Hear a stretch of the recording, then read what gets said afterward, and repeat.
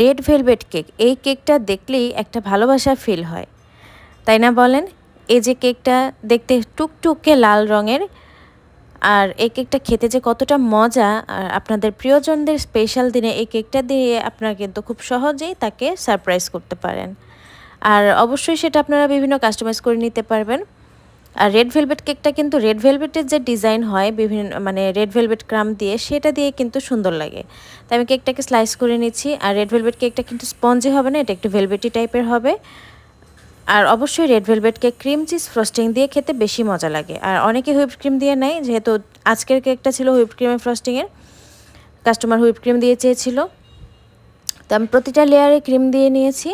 এখন উপরের দিকটাতে আমি আজকে আর ক্রাম কোটিং করব না, একেবারে ফাইনালভাবে ক্রিমটা দিয়ে দিলাম। কারণ হচ্ছে আমি তো বাহিরে পুরাটাতেই কেক ক্রাম ইউজ করব, তো আমার এত ফিনিশিংয়ের দরকার নেই। তো আমি এখানে কিছু রেড ভেলভেটের কেক ক্রাম নিয়ে নিয়েছি, উপর দিক সাইডের দিক ভালো করে পুরাটা ঢেকে দিলাম। একটু সময় লাগে যে কাজটা করতে, তো এই তো আমার পুরোটুকু দেওয়া হয়ে গেছে। সাইডটা ক্লিন করে নিচ্ছি। এখন হচ্ছে কিছু রেড কালার টপার ছিল চকলেটের, এখানে আমি হোয়াইট চকলেটের মধ্যে কালার দিয়ে তারপর টপারগুলো বানিয়ে নিয়েছি।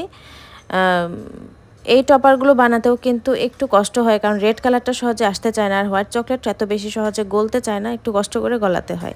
এই ছিল আজকের কেক। কেমন লাগলো সবাই অবশ্যই জানাবেন। আল্লাহ হাফেজ।